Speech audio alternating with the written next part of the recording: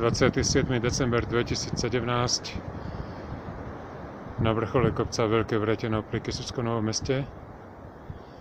A chceme sa pozrieť, koľko ľudí sa včera zapísalo do vrcholovej knihy pri príležitosti štefanského výstupu od SKTKNM.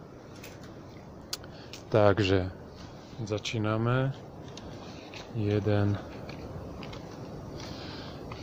3, 5, 7, 9, 11, 13, 15, 17, 19, 21, 23, 25, 27. Takže 27 strán, alebo aspoň približne tak nejak.